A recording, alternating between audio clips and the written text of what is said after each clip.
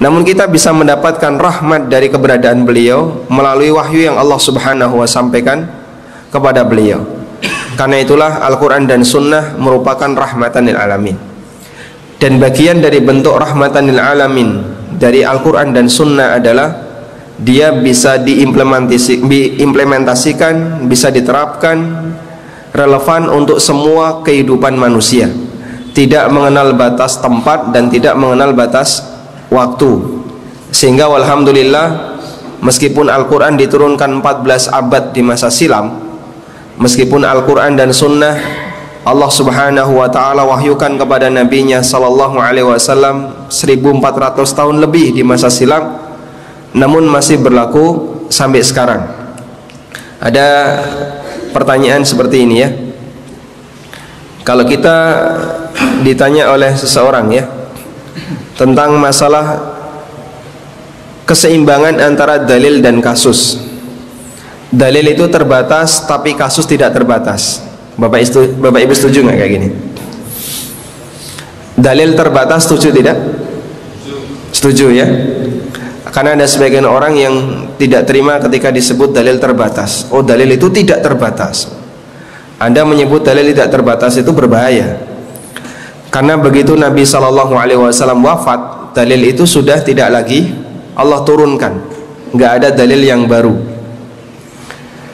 Sementara kasus tidak terbatas. Yang menjadi pertanyaan adalah bagaimana caranya dalil terbatas bisa menjawab kasus yang tidak terbatas. Ada dua pendekatan di sana. Pendekatan pertama mengatakan karena kasus itu tidak terbatas, sementara dalil terbatas, maka dalil itu perlu menyesuaikan kasus. Sehingga Al-Quran dan Sunnah perlu apa, misalnya ada istilah revitalisasi, entah reboisasi atau apa istilahnya orang-orang pinter. Karena itu biar Quran sesuai dengan kondisi masyarakat, maka dia harus menyesuaikan adat dan budaya. Akhirnya dilakukanlah gerakan penyesuaian Al-Quran dan Sunnah terhadap budaya di masyarakat. Saya mengkhawatirkan ketika ada sebagian orang yang mengatakan Islam perlu penyesuaian terhadap kondisi lingkungan dan budaya, memaksakan aturan Allah Subhanahu wa ta'ala untuk sesuai dengan perbuatan dan praktek yang dilakukan oleh manusia. Ini kan kaidah yang kebalik ya. Yang benar gimana Pak? Budaya harus menyesuaikan aturan. Sehingga ketika terjadi benturan, budaya mengatakan A, syariat mengatakan B, mana yang lebih kita dahulukan? Menerapkan budaya dan menyesuaikan syariat agar menyesuaikan dengan budaya, ataukah sebaliknya, budaya kita sesuaikan dengan syariat sehingga yang keliru-keliru dipangkasi, kita ikuti syariat, budaya yang tidak sejalan dengan syariat kita tinggalkan.